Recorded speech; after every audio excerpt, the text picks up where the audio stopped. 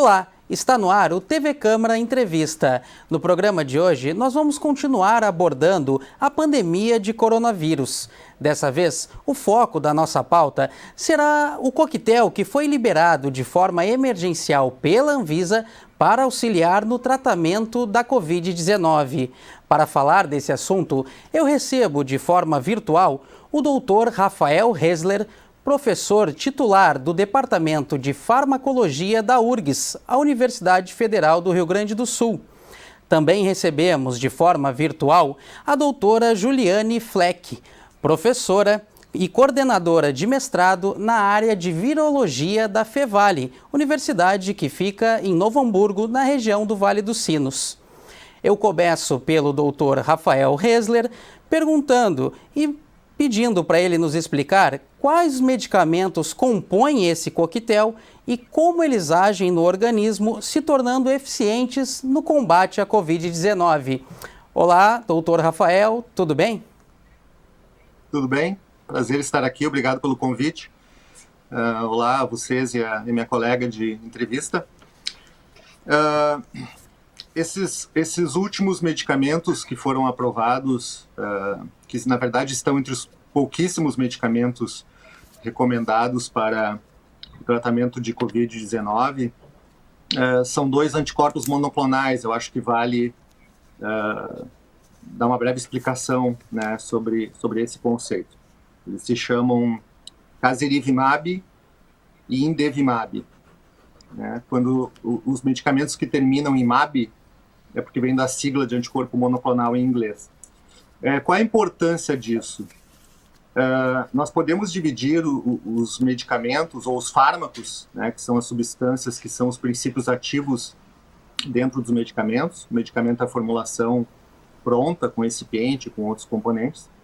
Nós podemos dividir as moléculas de fármacos em dois grandes grupos. A maior parte dos medicamentos que nós tomamos nós chamamos tecnicamente de pequenas moléculas. Eles são, na maioria das vezes, fruto de síntese química e são substâncias cujas moléculas são muito pequenas. Né? Para dar um exemplo, a aspirina é uma molécula muito pequena, comparada com uma proteína humana, que é uma molécula muito maior. Todos os fármacos que nós ingerimos por via oral, que estão em comprimidos, cápsulas, gotas, são pequenas moléculas. É a grande maioria dos fármacos que existem em uso. No entanto, nós temos uma segunda grande classe de fármacos, que são os biofármacos. Isso significa que são fármacos que ou são cópias de proteínas humanas. O grande exemplo é a insulina. Né? Um diabético que necessite de uso de insulina, ele utiliza insulina produzida por uma tecnologia chamada de DNA recombinante, onde nós podemos, em laboratório, fazer cópias de proteínas humanas, exatamente iguais às originais ou até modificadas. Isso é uma tecnologia que existe desde os anos 1970 e foi inicialmente usada justamente para produzir insulina. Então, esses fármacos são moléculas maiores. Quais são as consequências disso? Eles têm que ser injetados, por exemplo. Eles não podem mais ser usados por via oral. Proteínas ou anticorpos seriam degradados pelas enzimas digestivas do estômago. Então, necessariamente, são categorias de fármacos que têm que ser administrados por injeções intravenosas ou intramusculares. A duração de efeito costuma ser diferente, né? Porque o mecanismo de ligação de um fármaco pequena molécula na célula humana é diferente da ligação de um anticorpo ou de uma proteína. Então, gera uma série de consequências clínicas. No caso dos anticorpos monoclonais, a ideia é desenvolver anticorpos em laboratório que inibam, né, que bloqueiem a ação de uma proteína do corpo humano. Inicialmente, os anticorpos monoclonais foram desenvolvidos na área de oncologia. Existem vários anticorpos monoclonais que são utilizados em câncer hoje. Um exemplo é o Herceptin, né, esse é o nome comercial. O nome técnico é Trastuzumab, para câncer de mama. Então, se o tumor de mama daquela paciente tem uma determinada proteína na superfície da célula, esse anticorpo vai lá e bloqueia aquela proteína, isso ajuda a combater o tumor. E nesse caso aqui, estão sendo desenvolvidos esses novos anticorpos que vão se ligar a uma proteína viral que impede a ligação dele na célula humana, né? Para que o coronavírus entre nas nossas células e cause infecção, ele tem que se ligar na superfície da célula a proteínas receptoras, né? Uma delas é a enzima conversora de angiotensina, e esses anticorpos bloqueiam essa ligação entre o anticorpo e a superfície celular. Então, impedem que o vírus... entre o vírus e a superfície celular. Então, esses anticorpos impedem que o vírus entre na célula humana, bloqueando assim o processo de infecção. Necessariamente são fármacos, como são anticorpos monoclonais, que têm que ser administrados por injeção intravenosa, nesse caso, e, portanto, eles só podem ser administrados em ambiente hospitalar. Eles não são fármacos que podem ser usados em casa. Os anticorpos, diferente dos remédios que a gente toma em casa todos os dias ou várias vezes por dia, eles são administrados em intervalos maiores, eles têm uma duração de efeito que costuma ser maior, por injeção em ambiente ambulatorial, em ambiente hospitalar. Esse é o caso desses tratamentos. No entanto, esses tratamentos eles não são recomendados para todos os pacientes com coronavírus, apenas para um subgrupo, e esse subgrupo de pacientes, em geral, não são os que estão hospitalizados. São pacientes com quadros leves a moderados. Essa é a aprovação que as agências internacionais deram. Então, na verdade, um paciente que ainda não necessita de hospitalização, que não está entubado, que não está em UTI, que teria benefício com esse tipo de fármaco, indo até o ambulatório ou hospital para fazer a injeção. Agora a gente aproveita a presença da doutora Juliane também para falar de uma outra questão que é sobre quem pode de fato receber essa medicação. Afinal, doutora, esse coquetel, ele é recomendado para quais tipos de pacientes e em quais fases da doença também? Olá, doutora, tudo bem? Olá, tudo bem? Tudo bem, Matheus? Tudo bem, professor Rafael? E a todos que nos assistem. Obrigada pelo convite. Bom, sobre os grupos, né, de pacientes para os quais o tratamento tem sido aprovado e indicado. Então, como o professor Rafael comentou, são para pacientes que estão em quadros leves a moderados, né? Não é indicado para casos graves. Além disso, são pacientes que tenham algum risco de evoluir para a forma mais grave da doença. Então, ou pacientes obesos, né? Normalmente, assim, a gente tem aí alguns critérios com relação à questão de idade, né? Acima de 65 anos, com um determinado índice de massa corporal, pacientes acima de 55 anos que tenham doença cardiovascular, hipertensão, né? E as pacientes mais jovens, em torno ali dos 17 anos, apenas se tem um índice de massa corporal mais alto, né? Então, são apenas em casos em que comprovadamente se tem um risco maior de uma infecção mais grave, de uma evolução para a forma grave da doença, na verdade.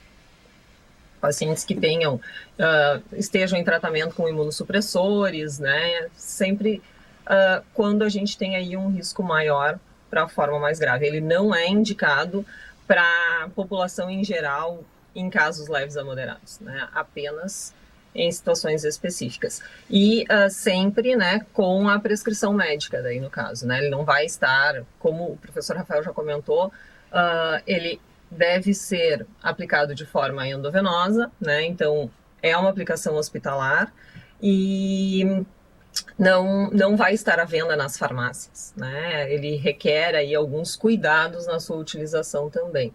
Até porque as pesquisas também continuam sendo realizadas, então ele ainda está também em monitoramento para avaliar toda a questão de todos os desfechos clínicos que nós teremos aí. Então, por isso, a indicação mais restrita.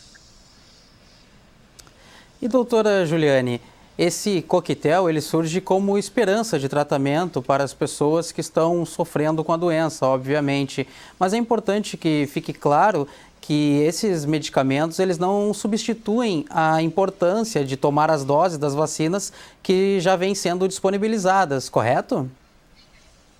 Correto. Inclusive assim, porque embora todos sejam, né, tanto as vacinas quanto os anticorpos monoclonais, entram na questão dos imunobiológicos, né, a função da vacina é treinar o organismo para que ele mesmo possa responder no caso de um contato com o vírus, né? Então, a gente vai estar trabalhando de forma preventiva, antes de ter o contato.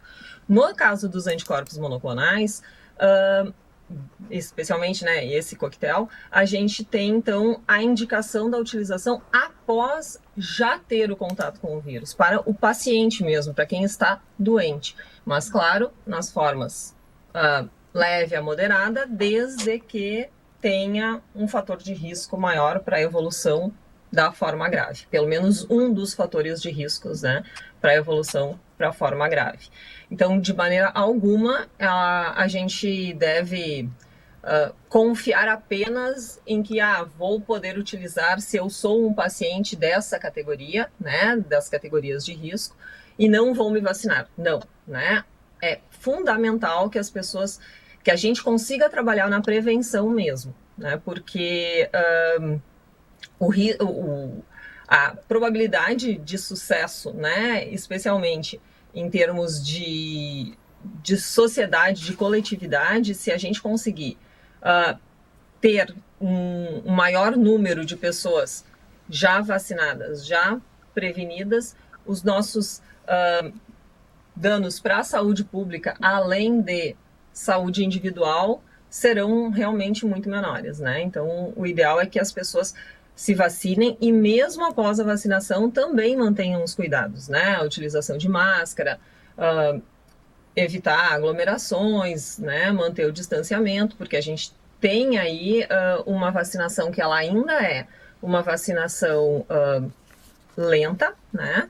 E é importante que as pessoas entendam que as vacinas que estão disponíveis, elas hoje previnem que a pessoa adoeça, mas ela não impede que a pessoa, em caso de contato com o vírus, tenha o potencial de transmissão, né? Então, é importante que a gente pense de maneira coletiva também e mantenha todos os cuidados. Os nossos dois convidados já deixaram claro que a aplicação desse coquetel deve ser feita de forma ambulatorial ou hospitalar, de maneira intravenosa. Mas eu lhe pergunto, doutor Rafael, caso fosse necessário criar uma rede massiva de distribuição, talvez pelo SUS, o senhor acredita que os valores que hoje superam acima dos $1.000 por dose, esse valor seria o grande empecilho, uma barreira a ser superada? E o senhor acredita que poderia ser superada para se criar essa rede? Nesse tipo de medicamento, nos fármacos biológicos, o acesso é sempre um grande problema. Como eles são fruto de um trabalho de pesquisa muito intenso e são produzidos com tecnologias muito sofisticadas, necessariamente são fármacos que chegam ao mercado com preço alto, né? Se nós pensarmos como funciona a cadeia de desenvolvimento de medicamentos, em geral nós temos a fase inicial de pesquisa que as pessoas costumam chamar de básica, que ocorre principalmente em universidades e institutos de pesquisa com financiamento público, em qualquer lugar do mundo,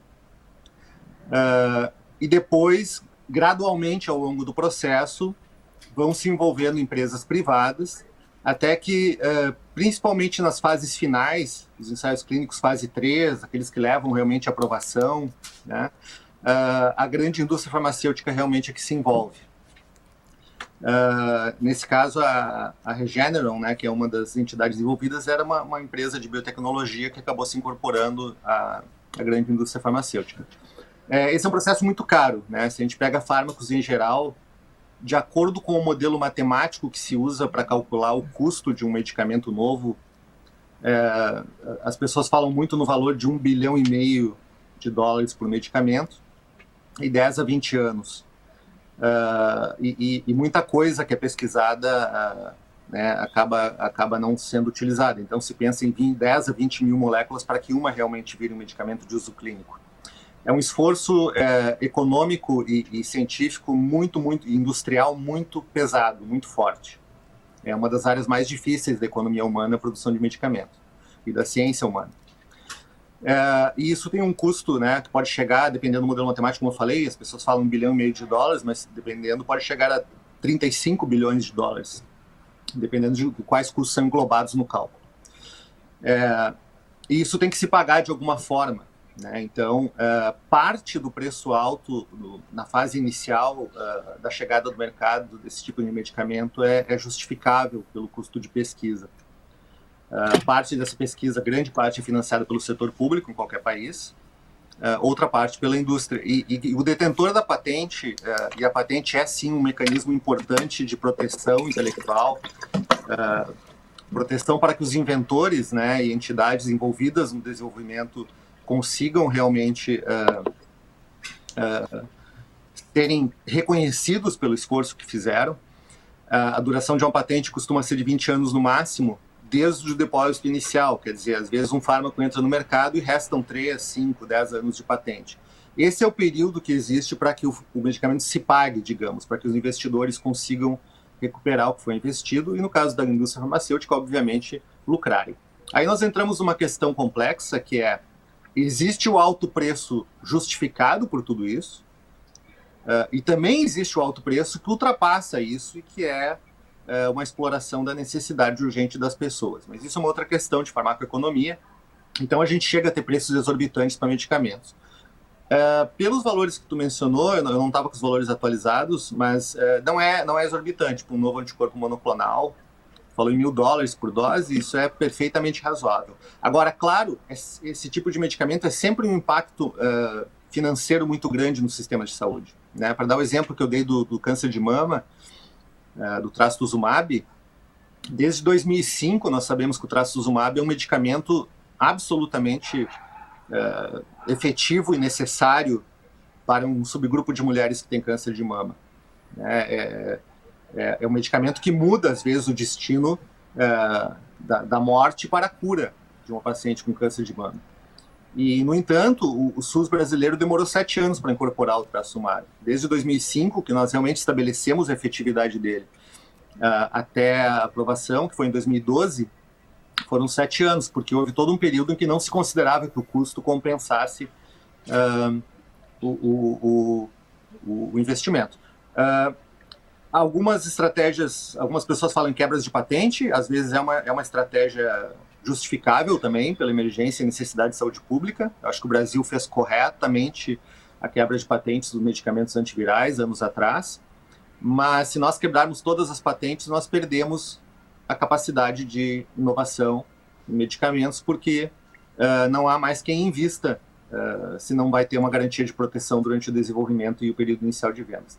Então é uma questão muito complexa, não existe um branco e preto aí, não existe um certo e errado, é caso a caso. A estratégia mais eficaz, a meu ver, e que costuma funcionar melhor, é que grandes sistemas de saúde públicos, como é o nosso caso, né, o SUS é o maior sistema público de saúde universal do mundo, é maior do que o inglês, é maior do que o canadense. Nenhum país com mais de 100, 150 milhões de habitantes ousou propor um sistema universal de saúde sem custo para a população, como nós fizemos. Então, o SUS é um projeto muito ambicioso, né, que tem muita história de sucesso. Então, que o governo do país chegue para o produtor, para o desenvolvedor, né, para a empresa que detém esses medicamentos e diga: olha, nós temos um mercado num país de 220 milhões de habitantes, nós temos um imenso sistema público de saúde, o governo nacional vai garantir a compra, desde que ganhem um preço acessível. Então, esse tipo de negociação entre os governos nacionais e os fabricantes é que costuma funcionar melhor. E é mais efetivo quando o país tem um sistema de saúde pública, porque daí o peso daquele governo, né, chegando para o fabricante, ele traz consigo do ponto de vista do fabricante, um mercado, né, uma população, um número de pacientes bastante grande. Então, essa é uma das vantagens dos grandes sistemas públicos nacionais de saúde, como é o nosso SUS, como é o NHS inglês, como é o sistema canadense. Eu ouvi o ministro da Saúde, se não me engano, o atual ministro da Saúde, em uma entrevista há pouco tempo, dizendo que o governo brasileiro já estava em negociação com o fabricante para tentar incorporar esses medicamentos. Então, a expectativa que a gente tem é que o nosso governo consiga, de maneira rápida, porque eu acho que vai haver uma corrida por esses medicamentos também, negociar um pacote que permita, viabilize financeiramente que rapidamente esses medicamentos sejam trazidos a um menor custo para os pacientes brasileiros. Essa é a expectativa, mas em qualquer caso de novo medicamento caro, de biofármaco que surge, etc., sempre tem essa tensão, né? A gente vê muito isso na área de oncologia, sempre tem essa tensão entre o que existe de melhor e a capacidade de dar o acesso a todos os pacientes para o que existe de melhor, muitas vezes por questão de alto custo. E o médico individual, né, eu não sou médico, mas a doutora Fleck pode me confirmar, o médico individual ele vai fazer o possível para buscar o melhor tratamento para o seu paciente. Né, vai atrás de quem banque isso, vai tentar fazer alguma coisa. O gestor ele tem que pensar no orçamento limitado dele em relação ao benefício que aquilo vai trazer de maneira populacional. Ele tem que pensar de forma epidemiológica populacional, ele não pensa só no paciente individual. Então é uma questão um pouco mais complexa, né? Essas análises são chamadas análises de custo-benefício, para que algo consiga entrar no sistema público de saúde. Que existe em qualquer lugar, existe aqui, existe na Inglaterra, existe no Canadá. Ou seja, quanto a sociedade, o sistema público aceita pagar para um benefício de saúde correspondente a X, né? Em troca de pagar uma outra coisa que é correspondente a Y. E isso nós temos análises técnicas. Eu espero que rapidamente o Ministério da Saúde consiga tentar incorporar esses medicamentos e tentar negociar com os fabricantes para que eles venham a um custo viável. Agora, doutora, para o paciente que de fato conseguir o acesso a essa medicação, ele consegue reduzir em quanto, percentualmente falando, ele consegue reduzir em quanto as chances de uma internação mais severa e desenvolver uma forma mais grave da doença? É possível alcançar esse número? Exemplificar? É um pouco complicado, né, em função de que a gente ainda tem muitos estudos e tem muitas questões envolvidas, né, nesse percentual, digamos assim, né?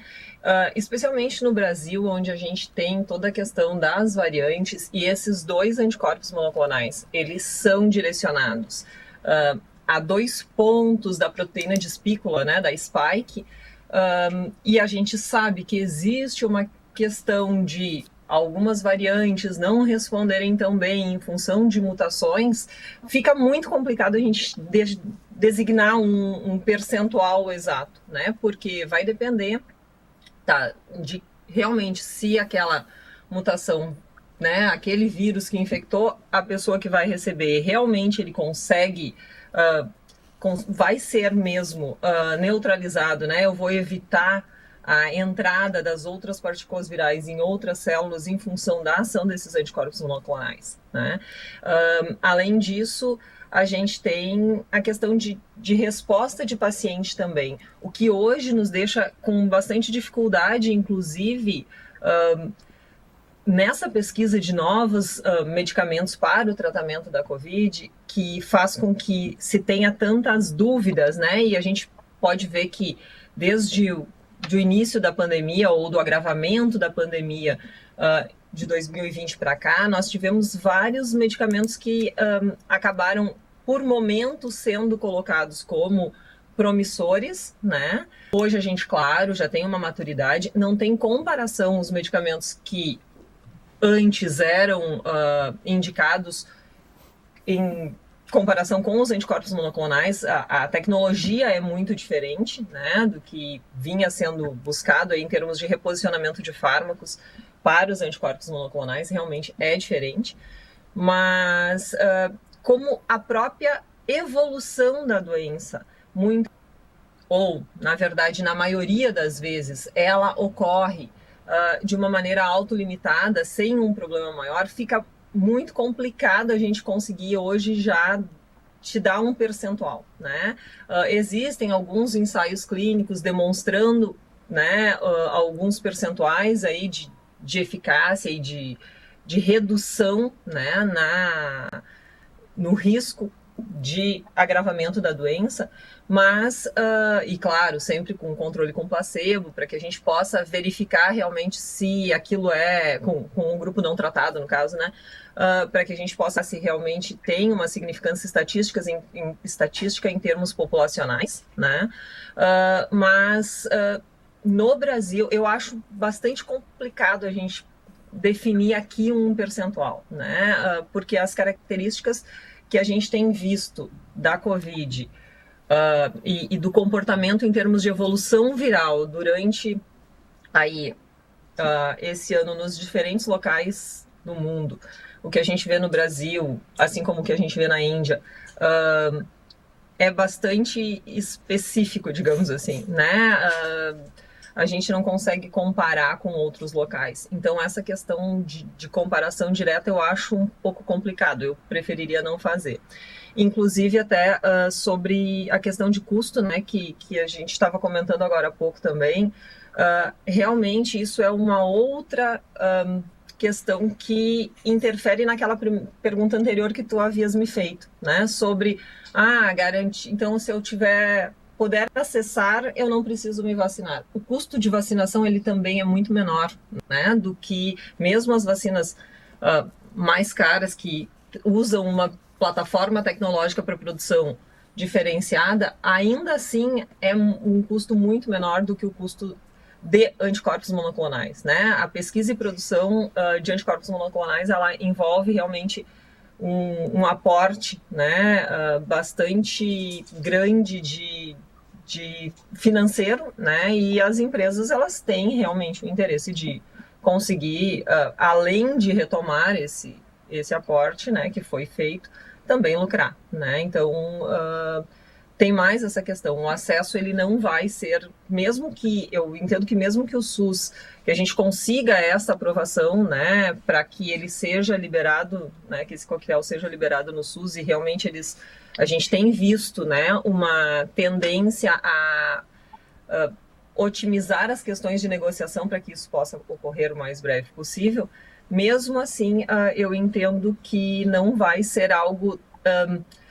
a gente vai respeitar muito os critérios mesmo para esse acesso. E pensando em termos globais, né, nacionais, assim, é muito mais interessante que a gente tenha diminuição das infecções do que pensar no tratamento depois. Sempre, em qualquer doença, né, a gente trabalhando com a questão de prevenção, a gente tem uma economia sempre muito grande em relação ao tratamento posterior.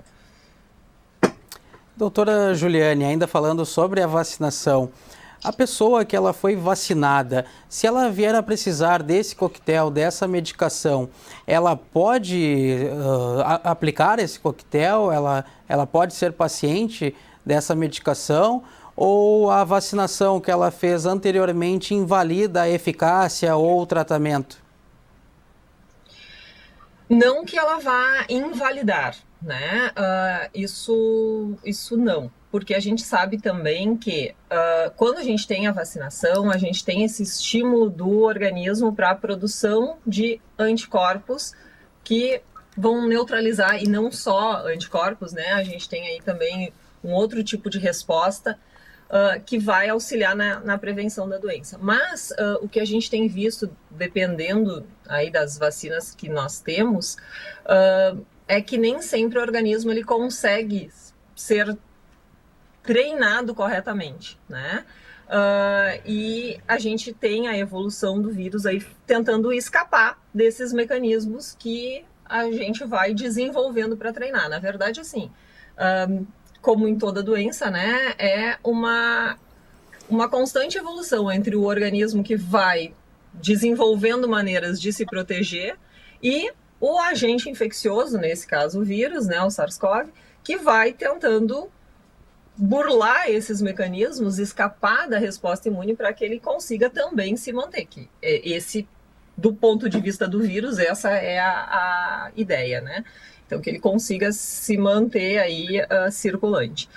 Então, não vai invalidar completamente, né? A gente tem que avaliar exatamente o caso do paciente também, né?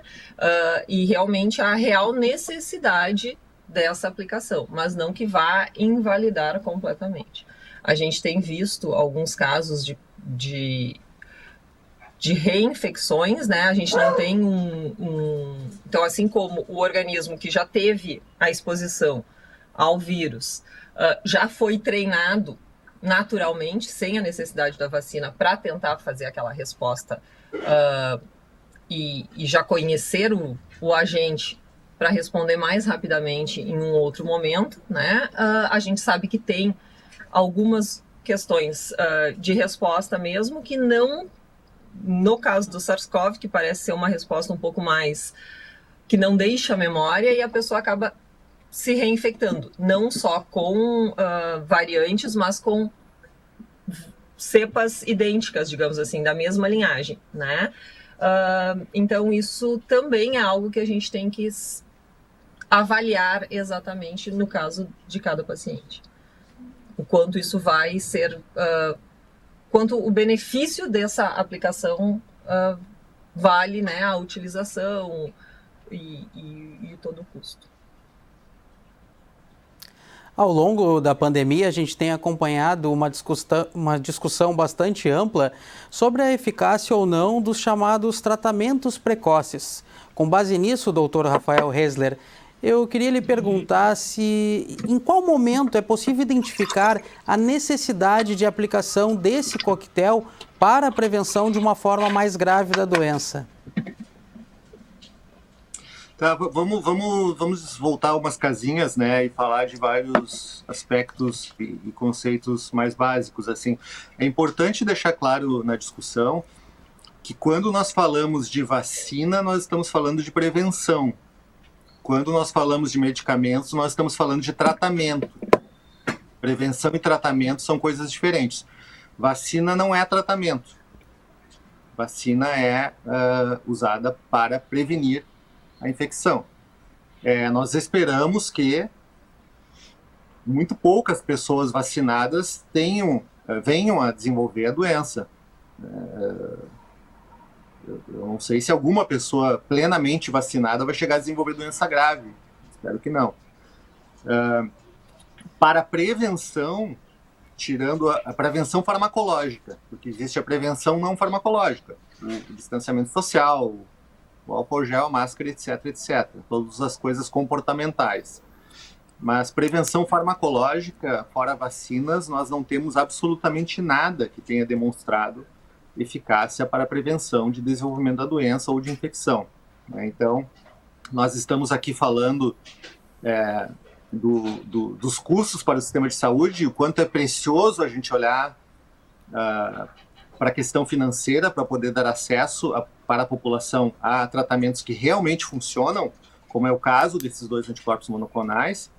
Então, essa TV câmera, né, nós estamos falando talvez para os nossos vereadores também, é muito importante deixar claro que a população e os legisladores e as entidades de saúde, etc., não devem de maneira nenhuma aceitar destinação de dinheiro público para medicamentos supostamente para a prevenção de Covid, que até agora não demonstraram nenhum benefício, né? Assim como não podemos admitir nenhuma destinação de dinheiro público para medicamentos que não demonstraram benefício no tratamento da Covid.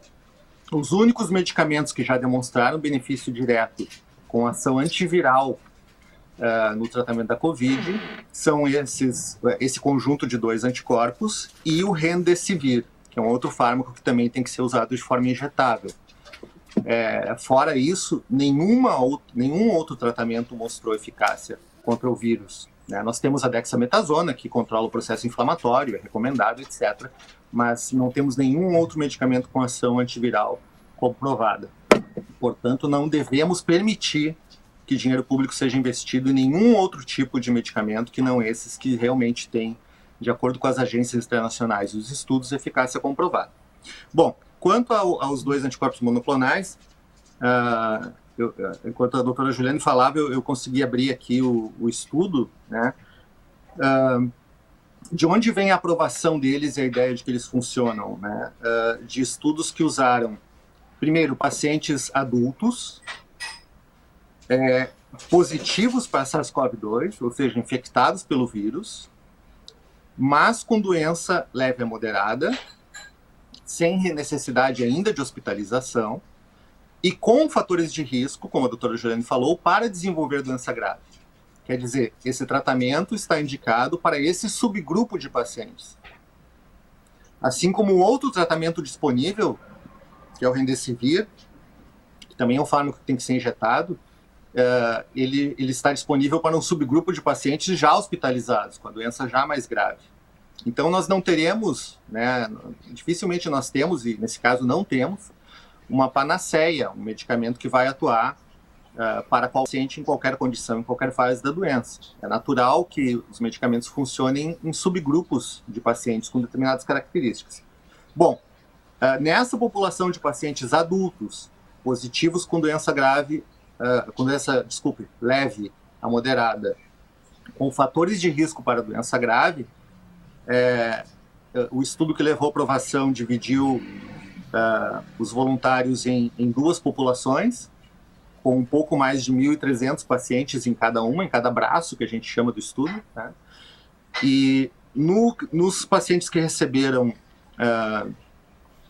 o coquetel, né, como você está chamando, dos 2 anticorpos, 1,3% dos pacientes foram hospitalizados ou morreram. E no grupo placebo, 4,6% dos pacientes foram hospitalizados ou morreram. Quer dizer, olhando para a questão da população como um todo, a redução absoluta, né, parece em números pequenos.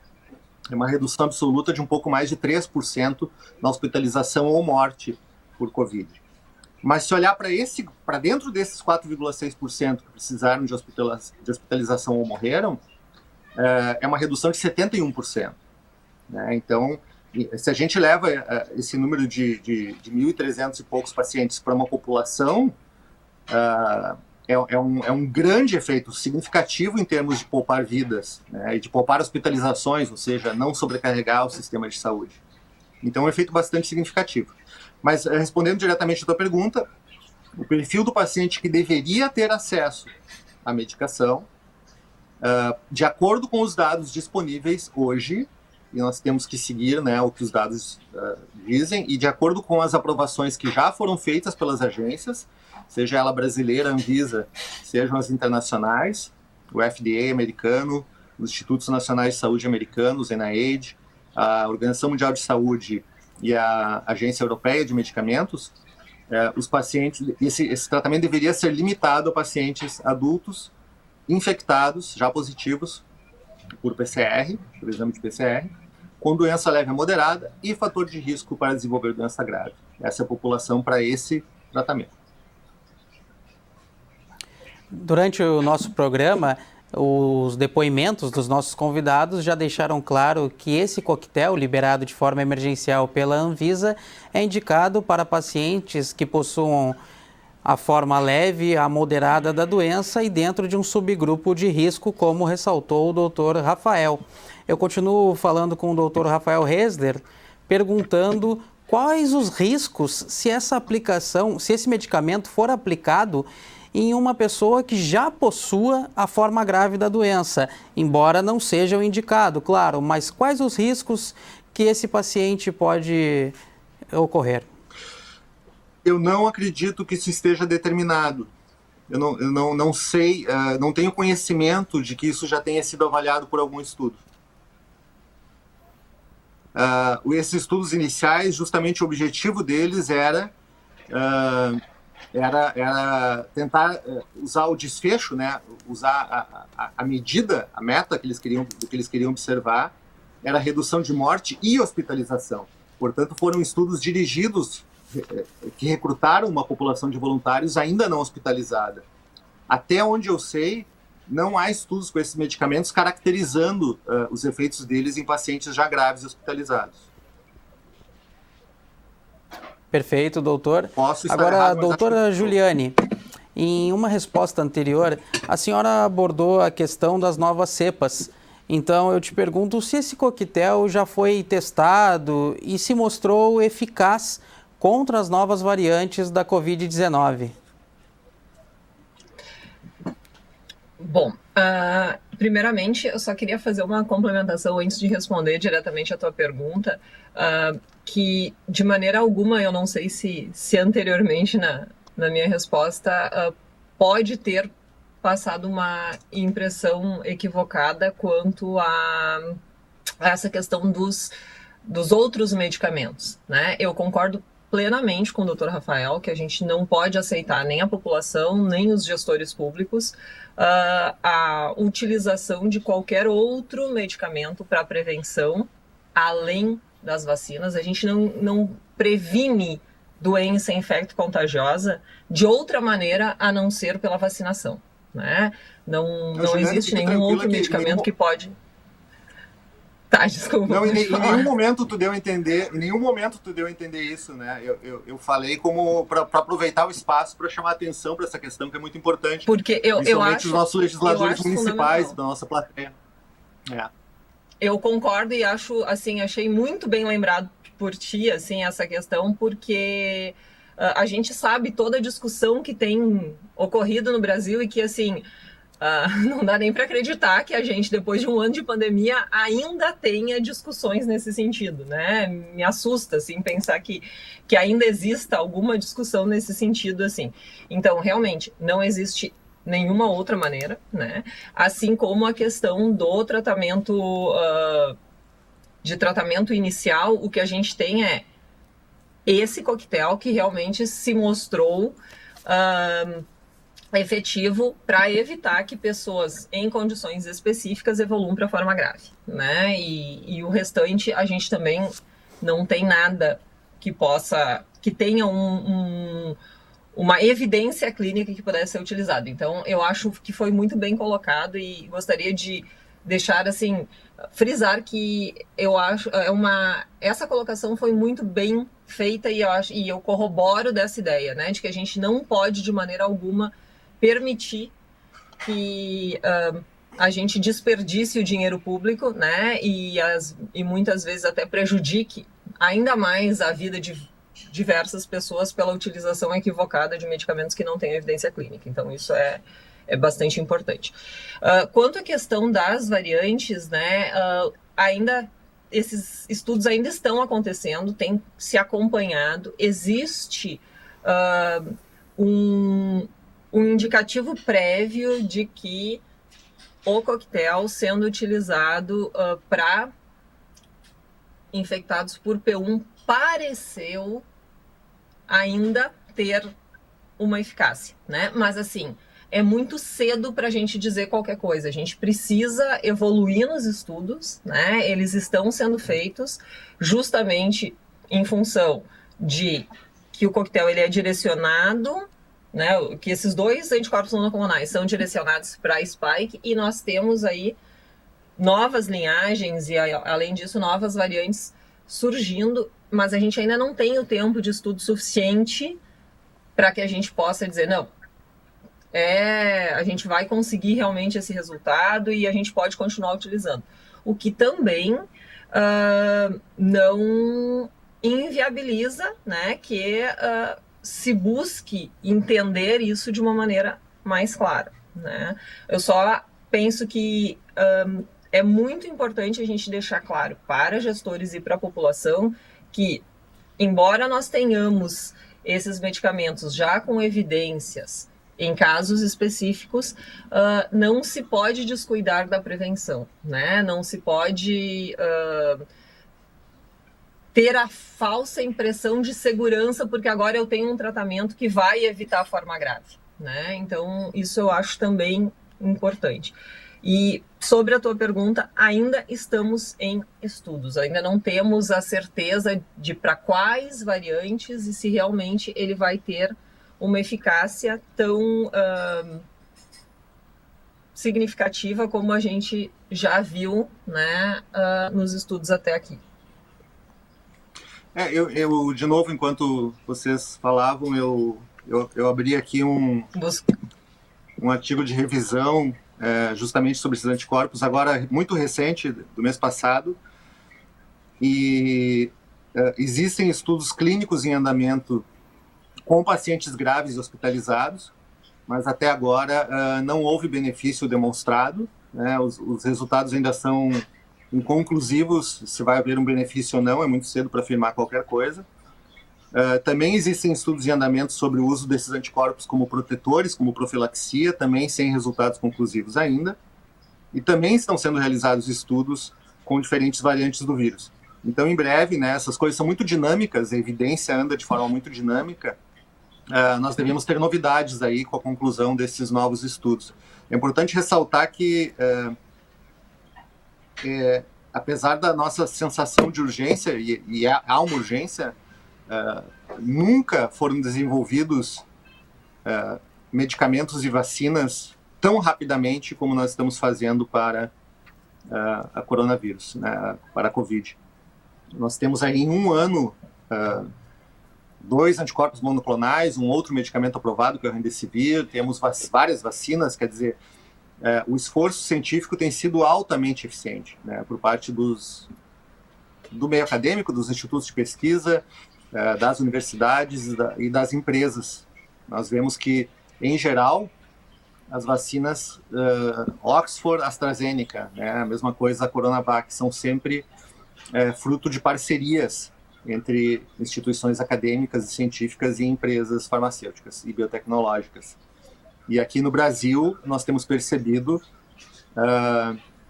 o papel fundamental das nossas instituições públicas como o Butantan e a Fiocruz, né? Eu gostaria que nossos ouvintes imaginassem o que seria. Nós já estamos numa situação difícil, né, com uma resposta muito menos do que adequada por parte do governo federal. Mas eu gostaria que nossos ouvintes, nossos telespectadores, né, imaginassem o que seria do Brasil neste momento sem o SUS, sem a Fiocruz e sem o Butantan.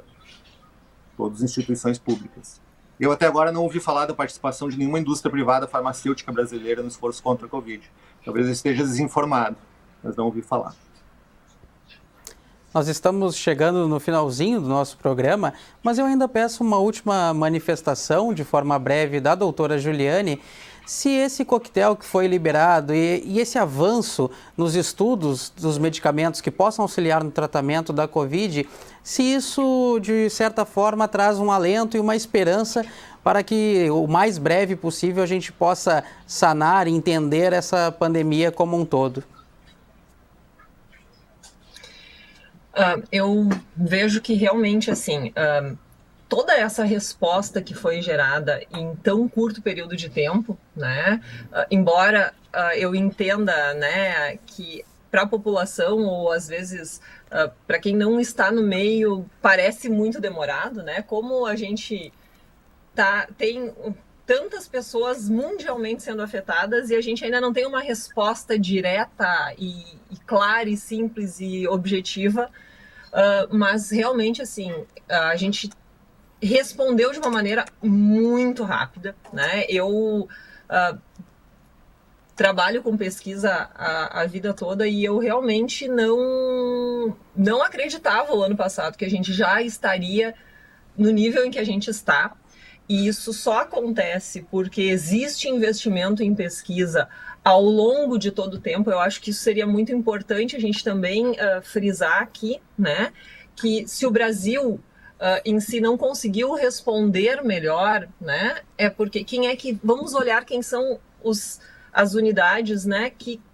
Os países que responderam, trazendo então possibilidades de vacinas e medicamentos com maior rapidez e trabalhando junto a essa questão da eficácia, sem dúvida são aqueles em que a gente tem um maior investimento em pesquisa, né? Isso eu acho que é uma coisa importante para as pessoas e para os gestores públicos entenderem, né? Investir em pesquisa é conseguirmos nos preparar para futuros surtos, né? Esse não foi o primeiro surto epidêmico que tivemos, né? Não foi a primeira pandemia e não será a última, sem dúvida, né?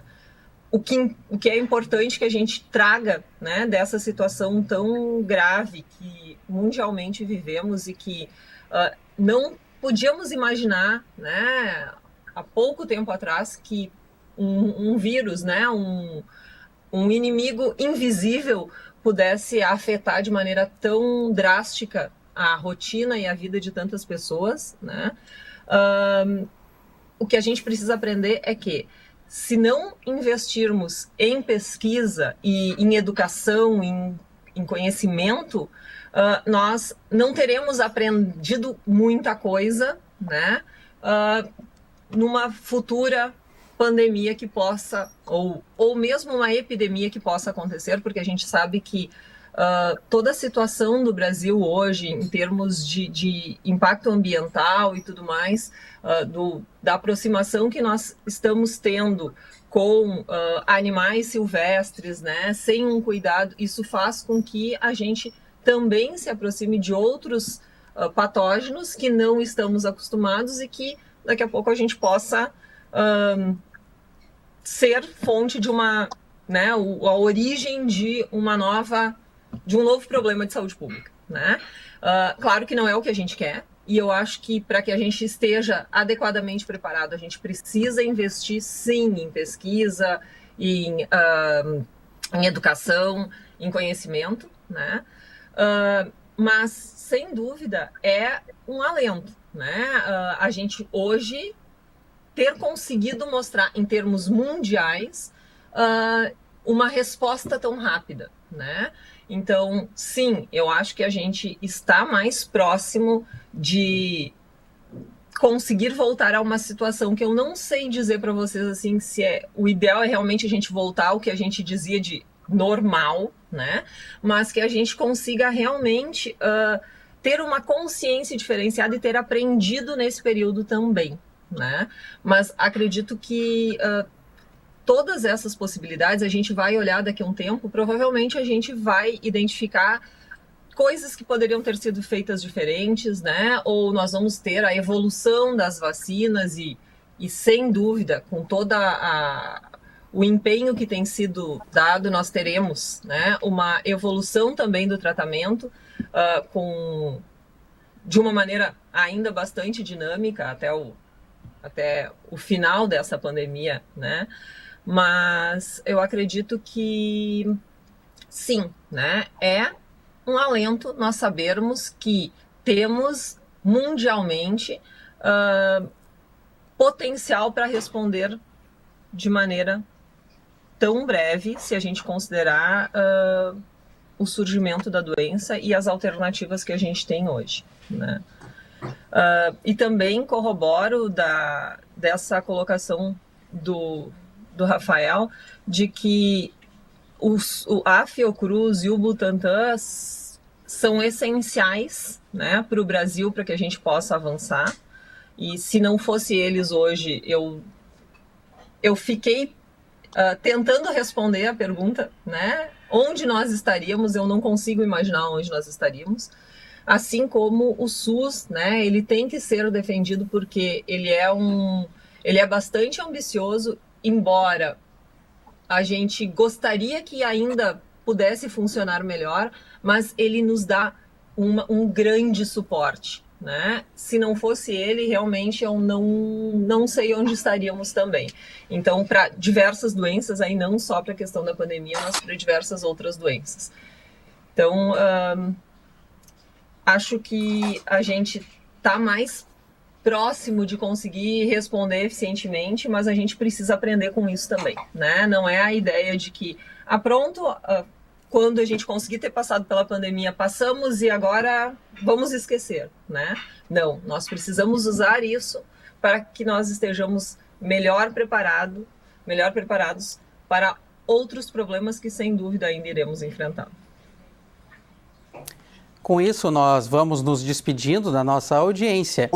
Agradeço aos nossos especiais convidados, o doutor Rafael Hesler, professor titular do Departamento de Farmacologia da URGS, e também a doutora Juliane Fleck, coordenadora do mestrado na área de virologia da Fevale.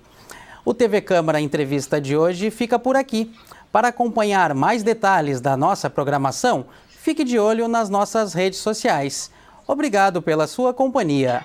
Até a próxima edição.